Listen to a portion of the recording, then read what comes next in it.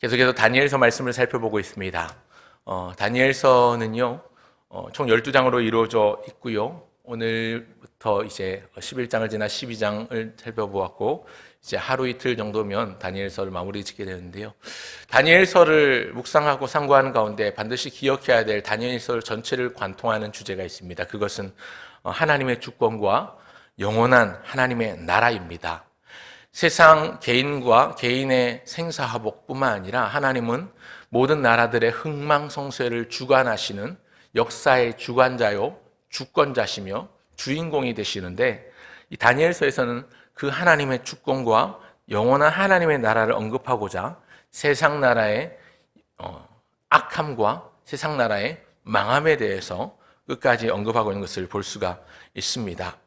오늘은 다니엘서 11장 36절부터 12장 4절까지의 말씀을 본문으로 반짝반짝 빛나는 인생, 반짝반짝 빛나는 삶이라는 제목으로 하나님의 말씀 함께 나누고자 합니다. 반짝반짝 빛나는 인생, 영원토록 빛나는 별과 같은 삶이 있습니다. 오늘 본문에 나오기도 하고 몇 주 전에 목사님께서 주일 설교 때 본문으로 말씀하시기도 하셨고, 또 우리가 함께 암송했던 구절이기도 한 12장 3절 말씀이 눈에 확 들어오지요. 지혜 있는 자는 궁창의 빛과 같이 빛날 것이요. 이 말씀이 눈에 확 들어옵니다. 여러분, 우리의 삶이 어두움이 아니라 빛과 같이 밝다면, 빛난다면 얼마나 좋겠습니까?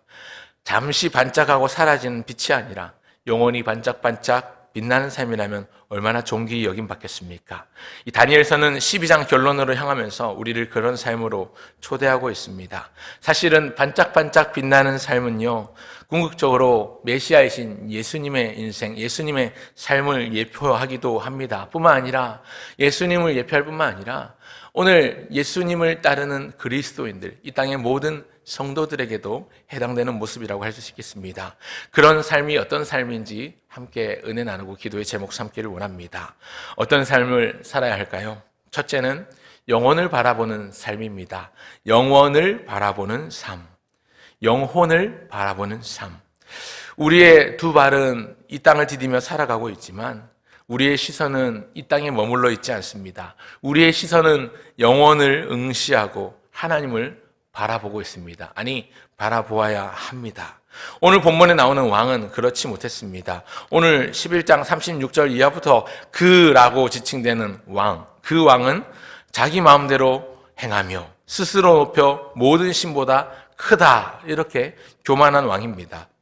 이미 어제 그저께 목사님과 강목사님 통해서 우리가 말씀을 들었습니다만, 안티오쿠스 아피파네스 4세를 가리키고 있는데요, 적그리스도적인 행위를 했던 악한 통치자이기도 했던 이 안티오쿠스 아피파네스 4세를 가리키기도 하지만, 이 다니엘서를 읽으면서 우리가 염두에 될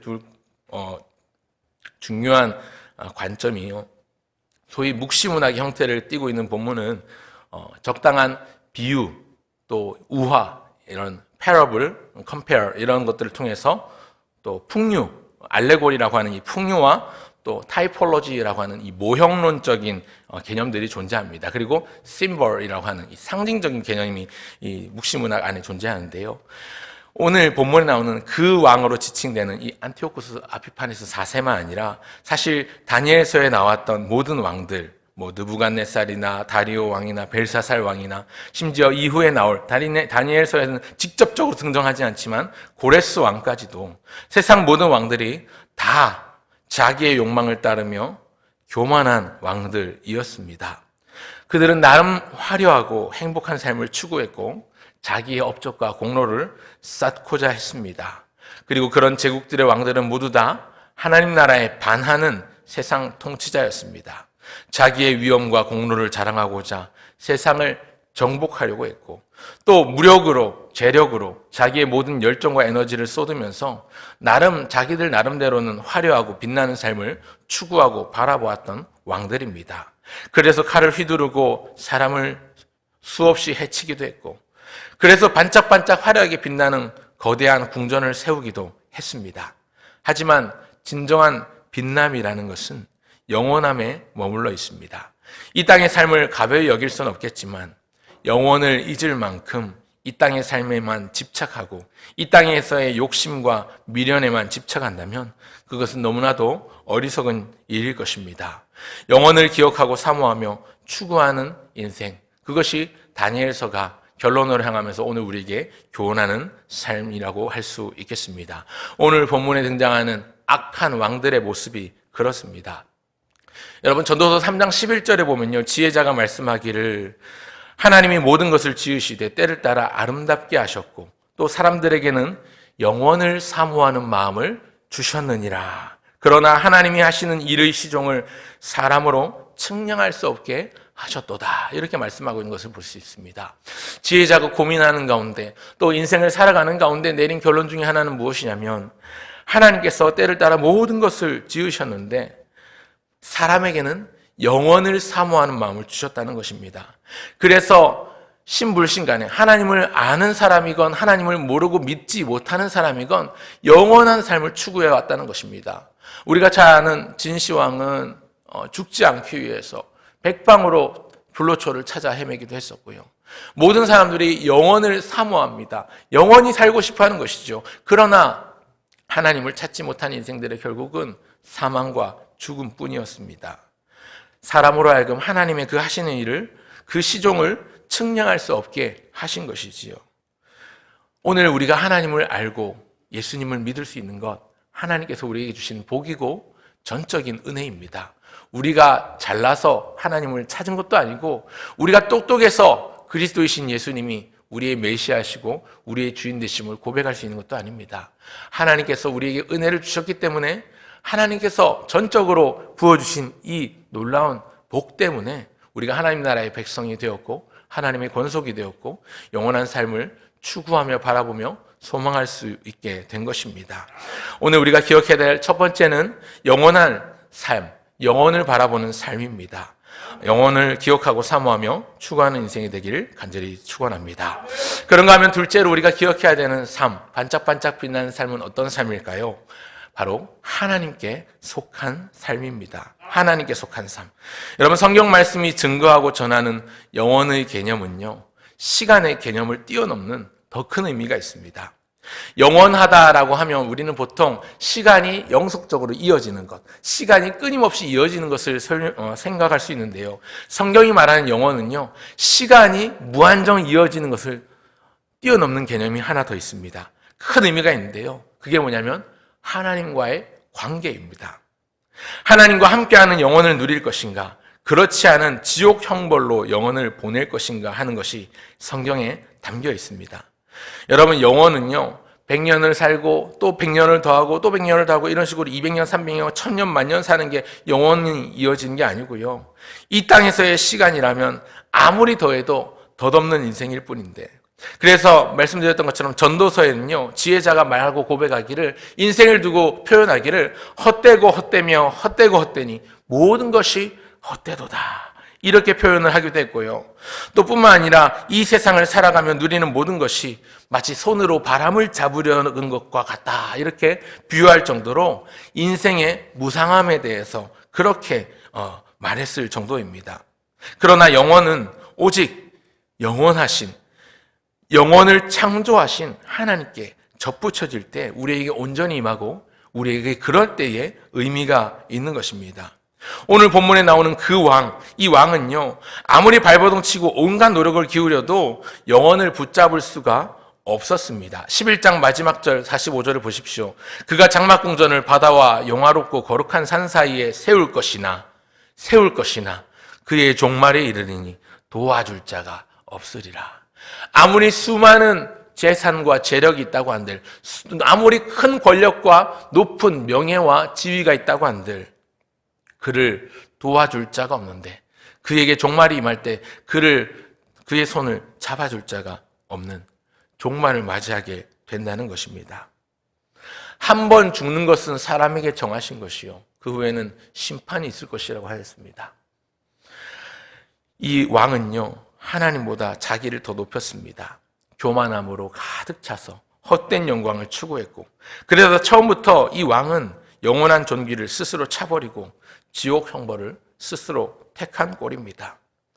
오늘 우리가 추구해야 될, 바라보아야 될 삶은 하나님께 속한 삶입니다. 하나님께 속한 삶이 영원한 삶, 영원을 바라보는 삶이 하나님께 속한 삶일 때 그 영혼에 의미가 있는 것입니다.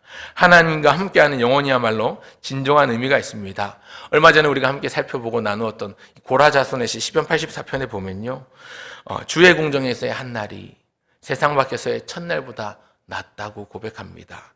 그래서 악인의 장막에 사는 이보다 내 주 하나님의 집인 성전 문지기로 있는 것이 좋다고 그렇게 고백하고 노래했던 것을 우리가 떠올려 봅니다. 여러분, 우리의 삶은 영원을 향하고 있어야 합니다. 영원을 바라보는 삶이어야 합니다. 그러나 그 영원이라는 것이 하나님을 배제하고는 생각할 수 없는 것이지요. 하나님과 함께하는 영원한 삶, 하나님께 속한 영원한 삶이 우리가 바라보고 추구해야 할 이 땅에서의 삶이고 우리의 기대여야 합니다. 그래서 기억해야 될 두 번째, 우리가 어떤 삶을 살아야 되겠습니까? 하나님께 속한 삶을 살아야 합니다. 그런가 하면 마지막 셋째, 우리가 바라보고 추구해야 되는 반짝반짝 빛나는 삶은 어떤 삶일까요? 바로 많은 사람을 옳은 대로 이끄는 삶입니다. 오늘 12장 3절 말씀, 2절과 3절 말씀을 함께 다시 한번 보겠습니다. 12장 2절과 3절 같이 읽겠습니다. 땅의 티끌 가운데에서 자는 자 중에서 많은 사람이 깨어나 영생을 받는 자도 있겠고 수치를 당하여서 영원히 부끄러움을 당할 자도 있을 것이며 지혜 있는 자는 궁창의 빛과 같이 빛날 것이요 많은 사람을 옳은 대로 돌아오게 한 자는 별과 같이 영원토록 빛나리라. 아멘. 누군가에게 영원한 존귀를 선물해 줄 수 있다면 그 사람은 얼마나 존귀하고 복된 인생입니까? 사실 우리 인간은요, 그럴 자격도 없고 그럴 능력도 없는데 하나님께서 우리에게 주신 전적인 복으로 인해서, 하나님께서 우리에게 주신 전적인 은혜로 인해서 이 역할들을 하게 하셨고 그런 삶을 살게 하셨습니다. 많은 사람을 옳은 대로 돌아오게 할 수 있는 그런 특권을 우리에게 주셨습니다.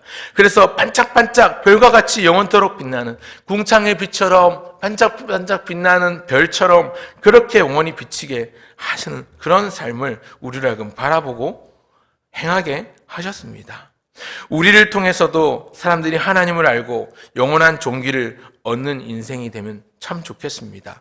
그런 의미에서 여러분 소원을 가지시기 바랍니다. 사실은요, 이 반짝반짝 빛나는 삶, 반짝반짝 빛나는 인생, 서론에서 말씀드렸던 것처럼 궁극적으로 메시아이신 예수님의 모습을 상징하고 예표하는 것인데요.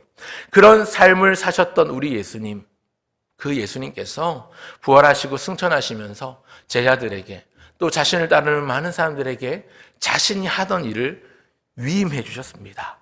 너희도 이와 같이 하라는 것이죠. 그러므로 너희는 가서 모든 민족으로 제자를 삼아 아버지와 아들과 성령의 이름으로 세례를 베풀어라. 내가 너에게 가르쳐 분부한 모든 것을 지키게 하라. 볼지어다 내가 세상 끝날까지 너희와 함께 하리라. 약속의 말씀을 주셨고요. 예수님이 하시던 그 섬김의 모습으로 우리를 섬기는 자로 세워주셨습니다. 예수님이 하셨던 그 복음을 전하고 하나님 나라가 가까이 왔고 그래서 회개하고 돌이켜야 하는 그 외침을 우리를 하여금 외치게 하셨습니다. 다니엘 시대부터 세상 마지막까지 적그리스도와 같은 통치자는 반복적으로 일어날 것입니다. 오늘 본문이 지칭하는 이 안티오쿠스 에피파네스 4세뿐만 아니라 또 이전에 등장했던 벨사살이나 느부갓네살이나 다리오 왕이나 이후에 등장할 고레스 왕도 포함해서 역사 속에서 있어왔던 수많은 제국의 통치자들, 왕들, 모든 사람들이 일어날 것이지만 환란의 날에 그들을 건져줄 리가 없는데 환란의 날에 천사장 미가엘이 일어나서 성도를 도울 것입니다. 12장 1절을 보십시오. 내 민족을 호위하는 큰 군주 미가엘이 일어날 것이요 또 환란이 있으리니. 미가엘이 일어난다는 것은 하나님께서 분명히 지키시고 보호하는 무리들이 있다는 것을 전제하고 있습니다. 그리고 개국 이래로 이때까지 없던 큰 환란이 세상에 임할 것인데 종말이지요. 그때에 책에 기록된 모든 자는 구원을 받을 것이라고 하였습니다. 오늘 하나님을 바라보고 예수 그리스도를 주로 고백하는 우리 인생이 하나님의 생명책에 기록이 되어 있다면 하나님께서 우리를 구원하시고 지키실 뿐만 아니라 세상 종말이 임했을 때, 환란의 날이 임했을 때 악한 통치자에게 죽었던 성도들은 살아날 것이고 악한 통치자의 손에서 고통받고 있는 자들은 자유롭게 될 것이고 해방이 임하게 될 것이라는 것입니다. 이때 지혜 있는 자, 곧 많은 사람을 옳은 대로 돌아오게 한 사람은 별과 같이, 궁창의 빛과 같이 반짝반짝 빛난다는 것입니다. 이것은 환난 가운데서도 믿음을 잃지 않고 지켜내며 사람들을 그렇게 이끈 성도들, 그 성도들이 천국에서 영광을 받을 것을 의미합니다.